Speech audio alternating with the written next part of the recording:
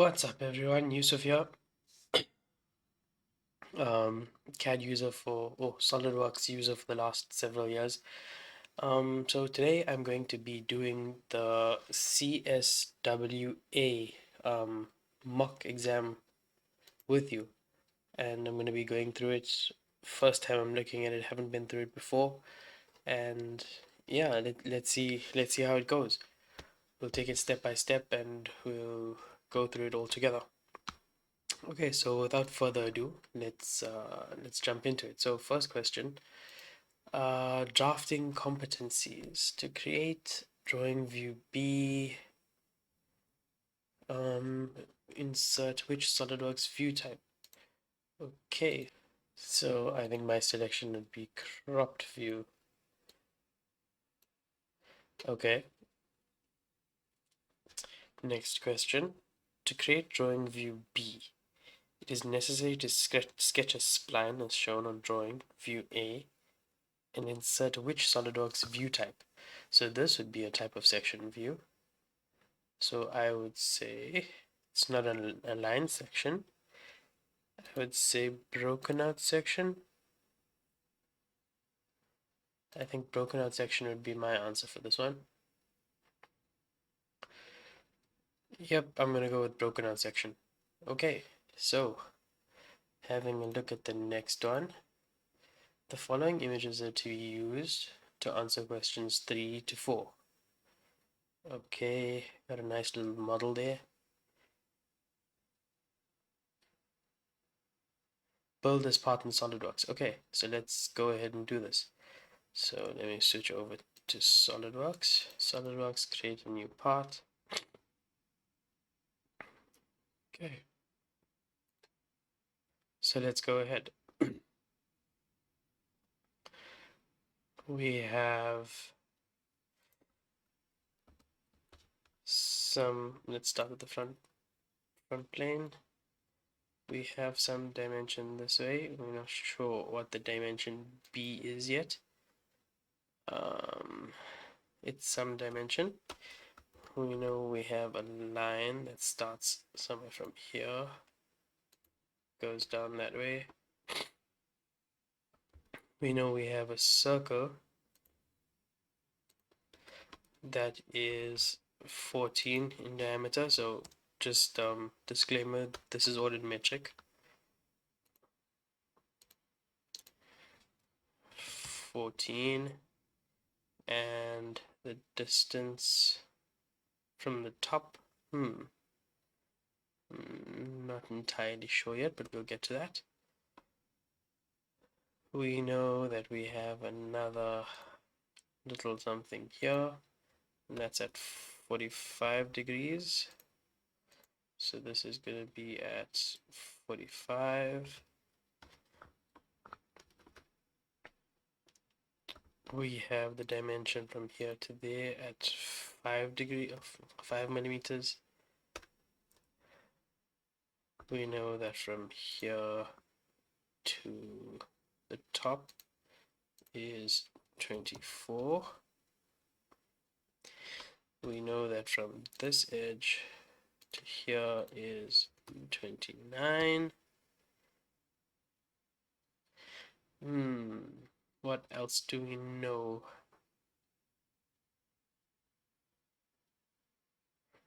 We know that. Okay, here we go. So we know that we have some segment here to here that does something. We'll get to exactly what, but let's just dimension this. From here to there will be 19. From here to there will be 14. Looking good. From here to there will be 32.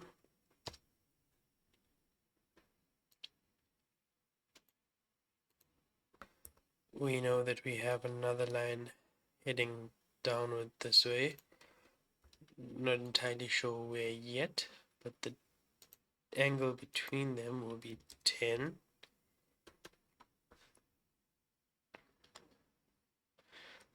We know that we have a curve somewhere at this point with the tangency here,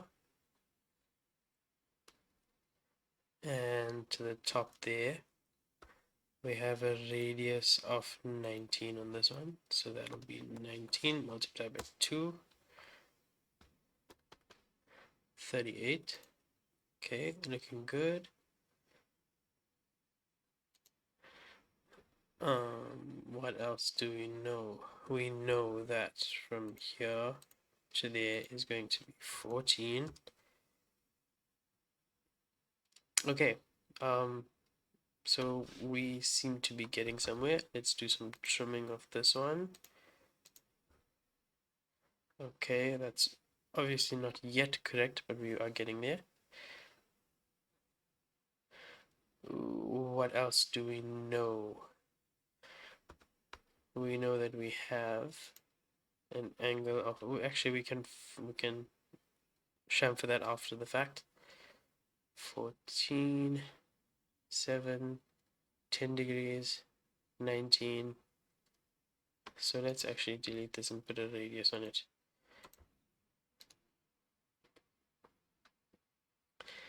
Okay, next step, let's do the bottom.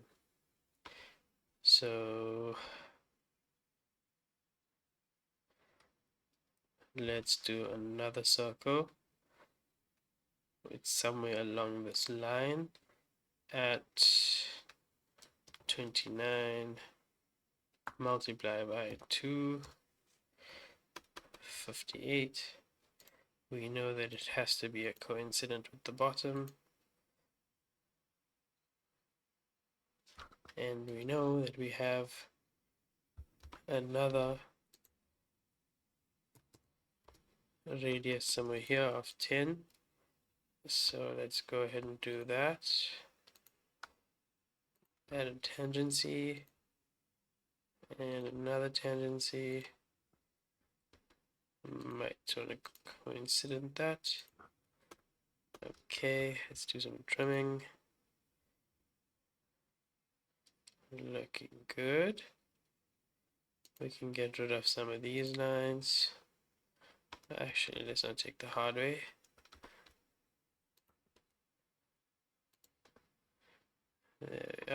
No, we made a mistake. Okay, so let's try this again. So this one is going to be 29 multiplied by 2 with the tangency to this. Okay, we needed to trim that. Mistake I made is that we have a flat section down the bottom here.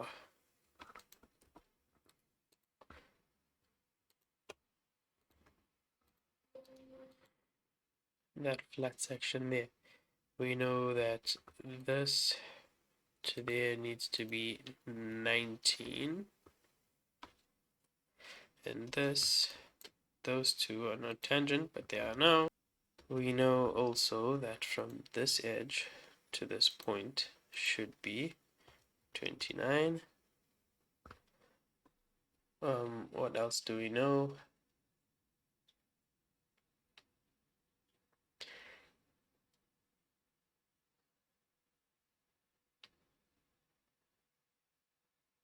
Not too much else, eh?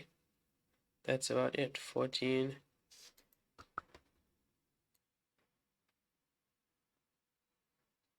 But this is looking more or less good. I'm assuming we're gonna get more information as time goes on, so let's complete this for now.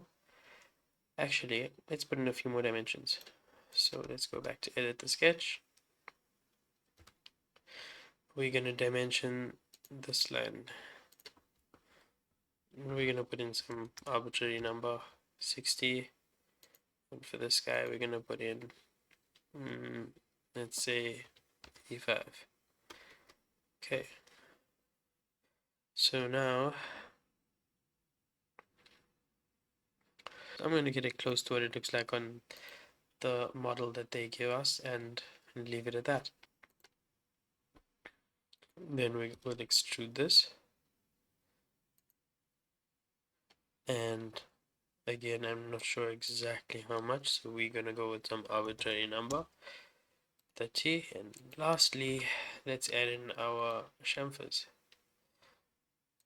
So we have a 45-degree chamfer at 7. Ah, there we go. I was wondering where you are. Okay, looking good.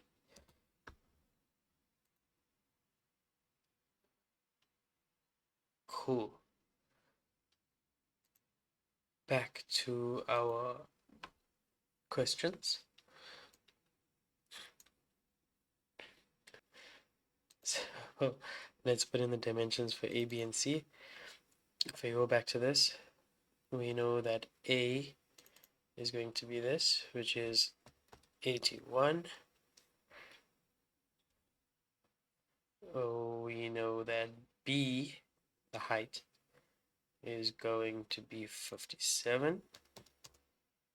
And C, the depth, is going to be 43. Okay, rebuilding, that gives us that model.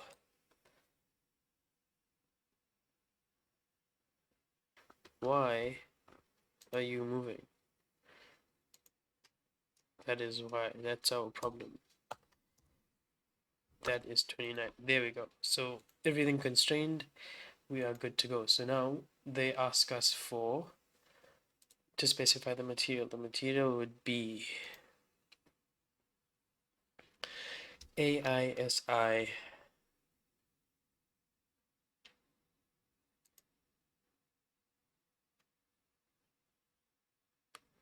1020 steel.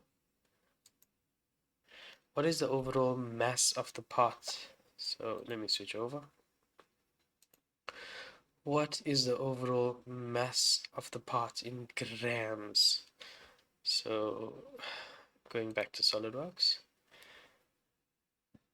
if we go to evaluate mass properties, we have 933.59 grams.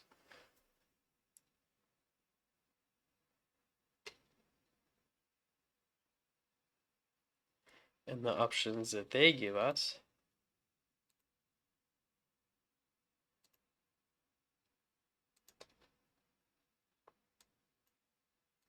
so the question would be, in this case,